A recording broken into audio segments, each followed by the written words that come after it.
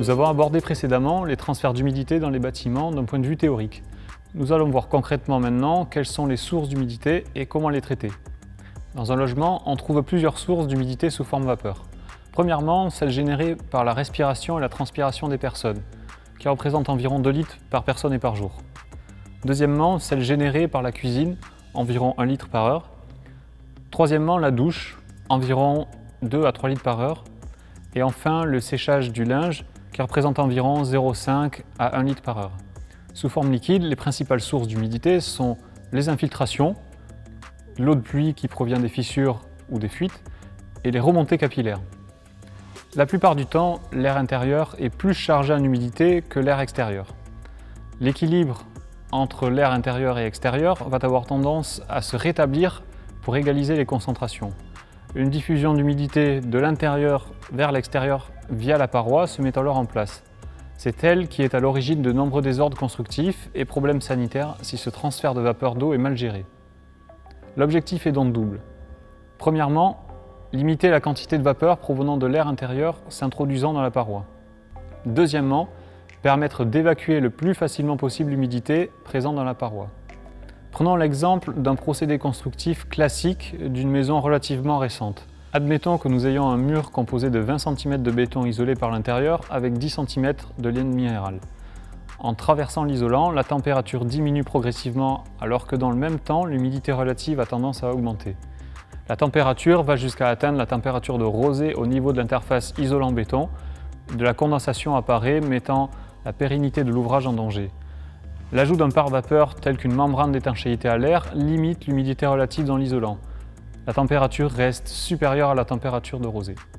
Nous venons de voir à travers un exemple simple que l'ajout d'un pare-vapeur permet de réduire considérablement les risques de condensation au sein des parois. Les caractéristiques et la position de ce pare-vapeur sont à adapter en fonction des types de parois. Globalement, retenons qu'il faut mettre en œuvre les matériaux les plus imperméables à la vapeur vers l'intérieur pour empêcher l'humidité de pénétrer dans la paroi et les moins imperméables vers l'extérieur afin de faciliter l'évacuation de l'humidité. Un rapport de 1 côté extérieur à 5 côté intérieur sur le SD est un bon ratio à retenir. De façon générale, il est indispensable de commencer par traiter le problème à la source en réduisant les apports d'humidité. Pour cela, il n'est pas nécessaire de changer les usages. La mise en place d'une ventilation bien dimensionnée et entretenue permettra d'évacuer une bonne partie de l'humidité générée. D'autre part, une attention particulière doit être apportée à tous les défauts de construction. Comme vu précédemment, ces problèmes surviennent soit par un abaissement brutal de la température de la paroi en deçà de la température de rosée, soit par un apport d'humidité au sein de la paroi.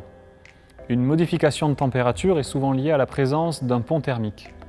Un apport d'humidité est dans la plupart des cas lié à un défaut d'étanchéité. Une protection non suffisante des matériaux lors de la phase travaux ou lors de stockage ou un non-respect des temps de séchage sont aussi des causes fréquentes d'apport important d'humidité. Enfin, les remontées capillaires qui génèrent un apport d'humidité sont généralement liées à un défaut de conception. Fissures, absence ou défaut d'étanchéité à l'eau, mais aussi rénovation peu soucieuse du comportement hygrothermique du bâtiment. Le cas typique est l'ajout d'un isolant ou d'un enduit qui piège l'humidité dans le mur et qui sera en temps normal évacué par évaporation. Diverses solutions préventives peuvent être adoptées.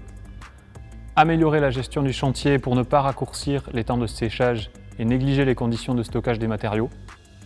Mettre en place un déshumidificateur pour évacuer l'humidité emprisonnée.